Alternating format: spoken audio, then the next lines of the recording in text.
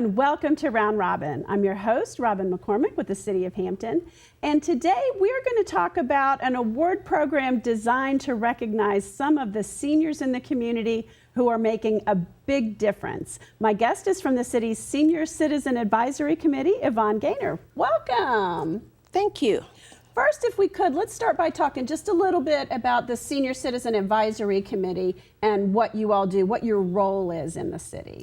Our role is to provide services, advocate for seniors, and coordinate services that support seniors in the city of Hampton. And why are you on this committee? What is your personal, commitment toward the lives of seniors? I'm on this committee because I'm a senior in the city of Hampton. You keep saying that, and I don't believe it for a minute. Yes, I am. So I'm very much interested in making Hampton a better place for seniors to reside. I think, there is that transition. And in Hampton, we have this really unique circumstances of being a military retiree. And so community, there's so many folks out there, but a lot of people retire early here.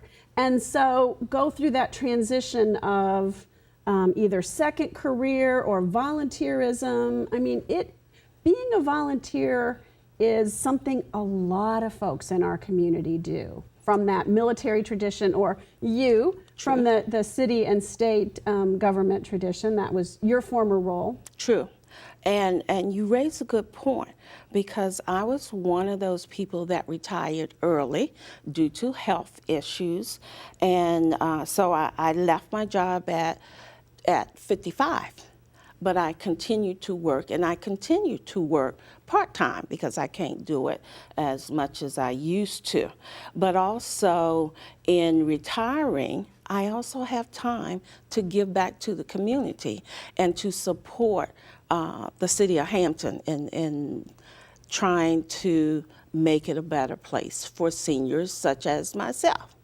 And when we do that, I think we are very invested in the work that we do for our community.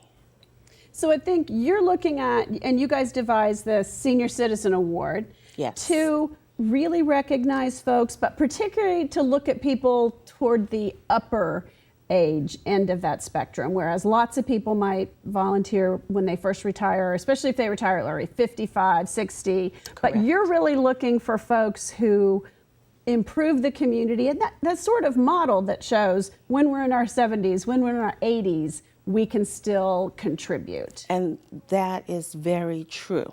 We wanted to bring light to folks who continue to work beyond 60s and give back to the community in their 70s, in their 80s, and in their 90s. A lot of times we think of that population as okay, they retire, they're at home, and they're just, laying back and having a good time.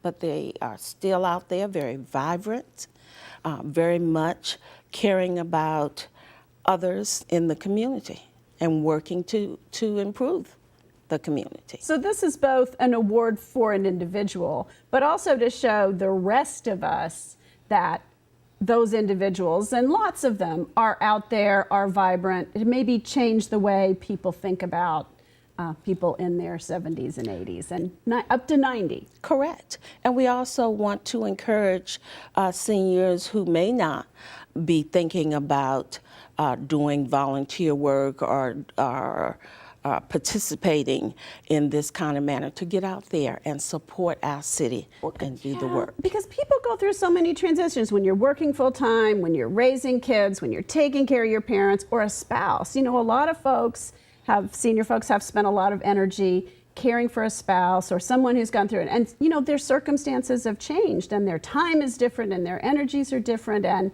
they look for a place to contribute, but may not know how or what kind of connections work for them. So correct. So tell us how we can nominate someone for this award. Okay. You can nominate folks by completing a nomination form and sending that form to the Hampton Senior Center, which is located at 3501 Kickertan Road in Hampton. The nomination packets can be received from any of the Hampton Parks and Recs recreation centers, or you can go to hampton.gov, and in the search box, put in senior or nominate a senior, and it will pop up for you, and you can fill it out and print it and send it to the Hampton Senior Center. So what kind of a person are you looking for? Or maybe, describe some of the things that last year's winners did, or that, one of the things you're saying is it's easy to think of those folks who are formal volunteers. Perhaps the food bank will nominate someone who does something, or, agencies are a little more organized, or foster grandparents, or, so if you're volunteering for an agency, you may know and understand better what that person does, but you have some good examples of people we might not think about. We want you to nominate those people, as well as what I call informal folks who are helping in the community. An example that I thought of was a man in the community that had a garden. And what he did with his produce was to give it out to folks who may be hungry, folks who are homeless, and even folks in the community. Vegetables are expensive in the store. So that was a great fresh thing. homegrown vegetables are usually better Yes, than what they you are. can buy. And I call that a selfless act of kindness. Another example would be, and I think might be overlooked, would be someone who is taking care of your child while you're working, and that's able to provide that home life and safety for a child, and you go off to work. And usually those are family people or something like that, and we would not think of them as... Right, because it's within the family. But that's an act of kindness and an act of love. It saves you money. It provides that consistency and stabilization in the home. And it provides strong families. Strong families make better cities. And that's an interesting point, because I do think people think, oh, that's a family matter, that's within our family, that's not a contribution to the community. Right. Explain then how you make that leap from healthy families to a healthy city. I know this is in your background. Well, it all starts with the family. And it starts with us providing stabilization and security to our young people. And that is one of the basics, is the healthy family. And when your child is taken care of, then your marriage is more stable, because your time is more focused on, okay, my child is safe, I can go to work and take care of that. Or they may also be able to have date night, which keeps a family together.